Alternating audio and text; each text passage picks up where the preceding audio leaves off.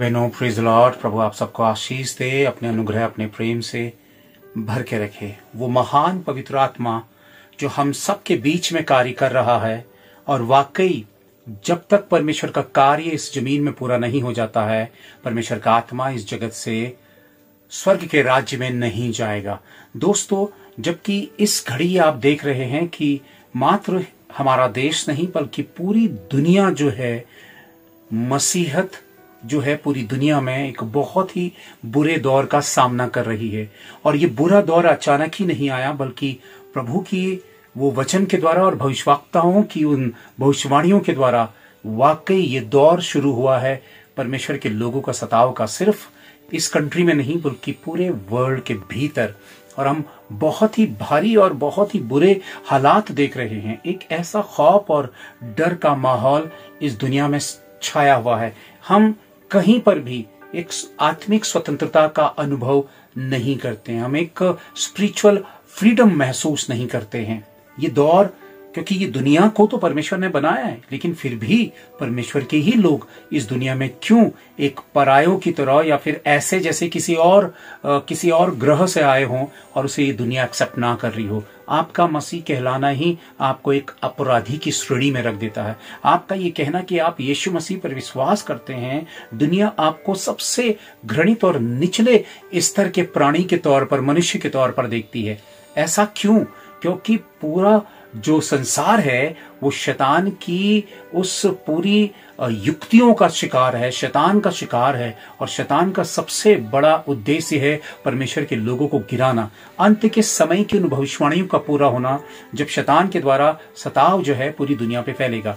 लेकिन मैं आप लोगों से बात करना चाहता हूं, इस घड़ी जो हम बहुत ही बुरा दौर जब हम मसीही समाज का देख रहे हैं, सिर्फ एक सताव के तौर पे नहीं बल्कि झूठे भविष्यवक्ता, झूठे प्रचारक और सिर्फ इंसानों की तारीफ और प्रॉस्पेरिटी, अच्छा धन, अच्छा घर, अच्छी गाड़ी और अच्छा जीवन की जो चर्चा कर रही है। हर एक मनुष्य की जो अभिलाषा है वो यही है कि उसको सब कुछ बेहतर मिले, और ज्यादा से ज्यादा लोग उस बेहतरी की लालसा में मसीहत का पीछा करते हैं। और वो उन जगहों पर ज्यादा भीड़ लगाते हैं, उन जगहों पर वो ज्यादा से ज्यादा लोग शामिल होते हैं जहां पर उन्हें चिन्ह और चमत्कार करने को मिलते हैं उनकी जिंदगियों में।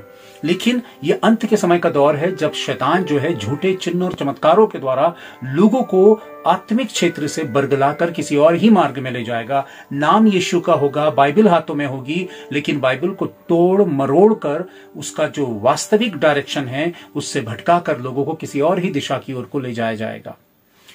कमजोरी मनुष्य की, क्योंकि वे परमेश्वर के साथ मजबूत नहीं है, परमेश्वर के आत्मा के साथ मजबूत नहीं है, जिससे कि वे परमेश्वर की वास्तविक वचन की सत्यता को जान सके।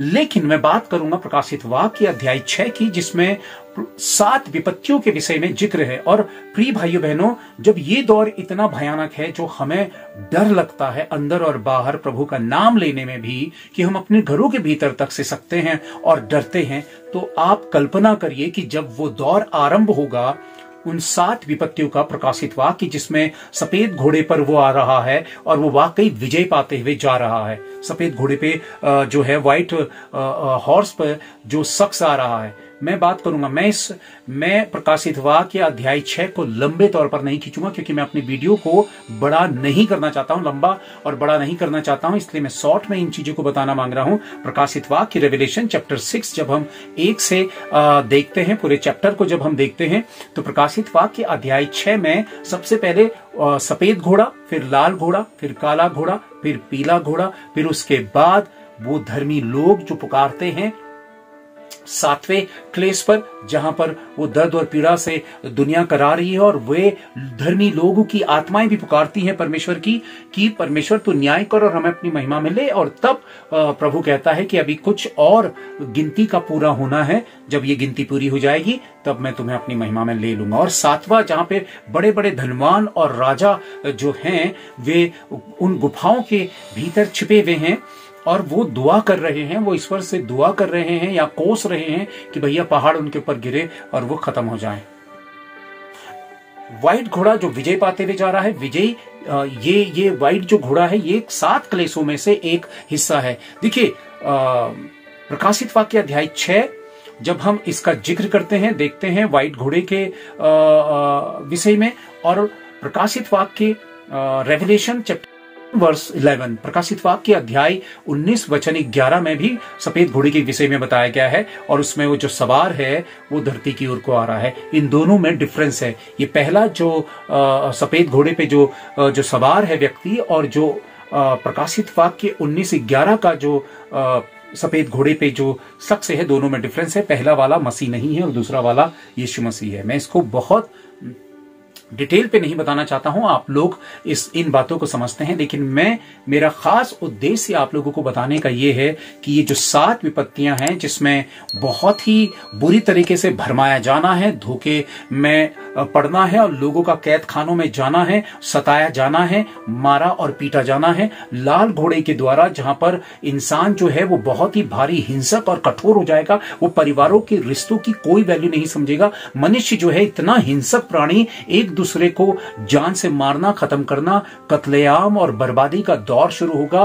काले घोड़े का जब हम जिक्र करते हैं तो काले घोड़े पर हम जब देखते हैं तो वहां पे बाहरी अकाल का जिक्र है, और ऐसा अकाल की थोड़े से अनाज और थोड़े से तेल और भोजन के लिए पूरा दिन मनुष्य बड़े से बड़ा परिश्रम करके भी उसके पास अच्छे से अच्छा धन होने के बावजूद भी वो अनाज नहीं प्राप्त कर पाएगा, वो भोजन का इंतजाम, अपने खाने का इंतजाम नहीं कर पाएगा, क्योंकि अकाल की वजह से दुनिया से में अनाज ही पैदा होना बंद हो जाएगा।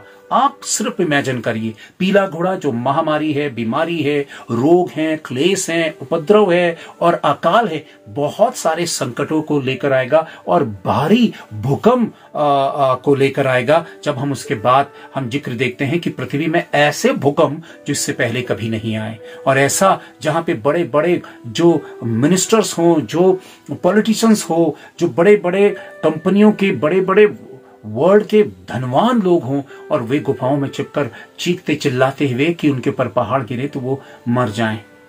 मैंने बहुत संक्षेप में ये बताया। प्रकाशित वाक्य अध्याय 6 में जाकर आप डिटेल में इन बातों को समझ सकते हैं, लेकिन मेरा आप लोगों को समझाने का मतलब ये है कि ये वो क्लेश काल है जब अभी ही धरती में, इस दुनिया में मनुष्य का जीना हराम है। मनुष्य इस जमीन पे इन हालातों पर नहीं जी पा रहा है। बहुत ही बुरे दौर पर बीमारियां और रोग और संकट और लड़ाई मार इस दुनिया में ऑलरेडी शुरू हो चुका है, लेकिन ये एक परछाई है। जब ये परछाई इतनी भयानक है तो वो क्लेश काल कितने भयानक होंगे जब परमेश्वर का क्रोध इस जमीन पर रहने वालों पर उतरेगा।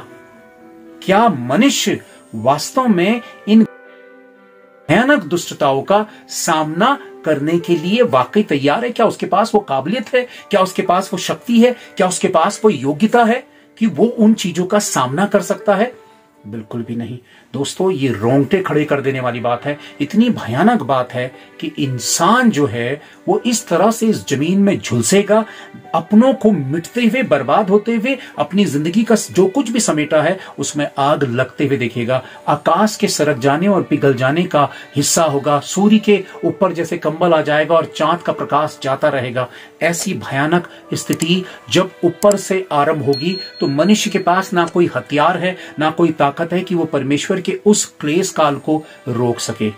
आज आपके पास तकलीफें होती हैं, परेशानियां होती हैं, फिर भी आपके पास सोर्सेज हैं। आप भागते हैं डॉक्टर्स के पास, आपको कोई परेशानी, आप भागते हैं राजनेताओं के पास, आप भागते हैं बहुत सारी जरूरतों के अपने साधनों को जुटाते हैं, अपनी तकलीफों को चीखते चिल्लाते या परेशानी का हल निकालने की आज के दौर पर कोशिश करते हैं, और आपको किसी न किसी माध्यम से थोड़ा या ज्यादा के तौर पर आपको मदद मिलती है। लेकिन वो दौर जहां से सारी मददें फेल हो जाएंगी और मनुष्य सिर्फ चीखेगा, चिल्लाएगा और तड़पेगा। जो घमंड से भरे हुए हैं, जो अपनी दौलत पर, अपनी शोहरत पर, अपने नाम पर जो घमंड करते हैं, वो ऐसे चीखेंगे, चिल्लाएंगे सड़कों में, चौराहों पर, वो अपना चेहरा नोचेंगे, वो अपने आप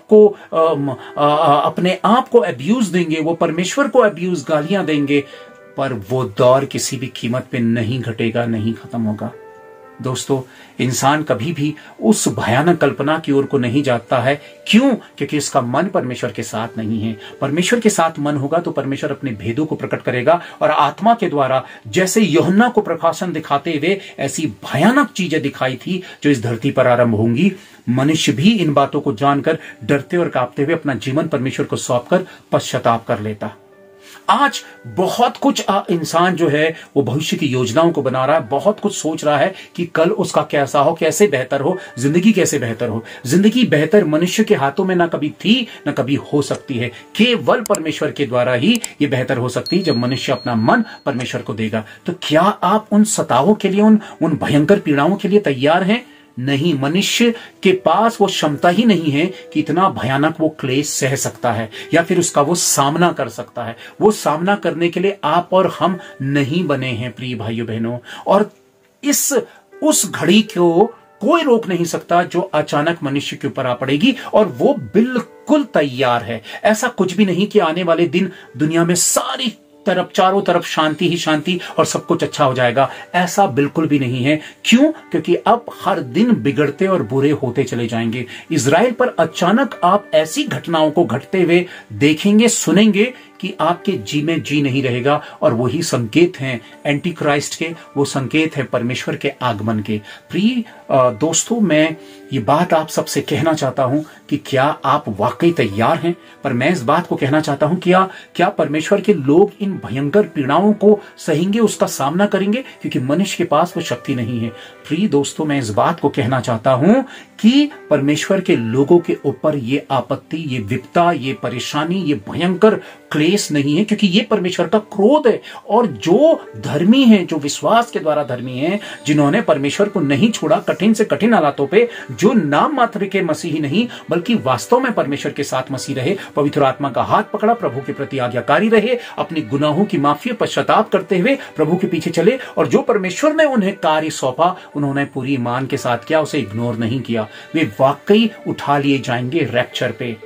उनके लिए ये सताव नहीं है, ये पीड़ा नहीं है। और यदि ये क्लेश, ये संकट और ये क्रोध परमेश्वर का व्यर्थ के लोगों के ऊपर है, तो फिर संसार में और परमेश्वर के लोगों में क्या फर्क? फिर हमारा धर्मी कहलाना और प्रभु के लिए यहां पीड़ाओं को उठाना व्यर्थ है। जब हमें संसार की तरह ट्रीट किया जाएगा, जैसे संसार पर क्लेश आएगा हम पर भी वैसा ही क्लेश आएगा, तो हम में और संसार में क्या फर्क है? और क्या हम उसे सहने के काबिल होंगे? हम सह ही नहीं सकते हैं, क्योंकि वो तकलीफें इतनी बुरी और इतनी भयानक है। आप छोटा सा दांत का दर्द, पेट का दर्द, और आप छोटी सी भी तकलीफ नहीं सह सकते, हम तकलीफ नहीं सह सकते हैं, तो वो दौर कितना भयानक होगा। इस बात की कल्पना पे बिल्कुल ना रहे कि वाकई प्रभु आएगा, मेरा रैप्चर होगा। तो रैप्चर, प्रभु ने क्या कहा? बुलाए वे बहुत है पर चुने हुए थोड़े हैं। तो क्या आपकी गिनती चुने हुए में है? और कैसे कहलाएंगे आप चुने हुए जब आप संसार के कामों को छोड़कर आप नई सृष्टि बनते हैं? क्योंकि वचन कहता है कि जो नए सिरे से ना जन्मे वो परमेश्वर के राज्य को नहीं देख सकता। और नया जन्म लेना क्या है? प्रभु पे विश्वास करना, अपने गुनाहों की माफी मांगना और गुनाहों को छोड़ देना। आप संसार का जीवन और मसीही जीवन दोनों को मिला के वो जीवन नहीं जी सकते हैं। आप दोनों का आनंद नहीं ले सकते हैं। आप मसीह को, प्रभु और संसार को भी किसी बगल पे छिपाकर अपनी जिंदगी का हिस्सा बनाकर नहीं चल सकते। आप दोनों को एक साथ लेकर नहीं चल सकते। इसलिए अपने आत्मा में झांकिए कि क्या आप वाकई तैयारी कर रहे हैं। तो तैयारी कर रहे हैं तो किस तौर पर कर रहे हैं? क्या अपना पूरा समय आप संसार को दे रहे हैं और परमेश्वर को बचा कुचा समय दे रहे हैं? आपकी आत्मिकता ढीली है और गुनगुनी है, और गुनगुनी है तो वो स्वीकारी नहीं जाएगी। या तो गर्म हो या तो ठंडा हो। गर्म यानी कि आत्मा में उबलता हुआ, या फिर ठंडा मुर्दे के समान हो जा। तो क्या हम मुर्दे के समान हैं, या गुनगुने हैं, या गर्म हैं? आपको इन विषयों में विचारना और सोचना होगा।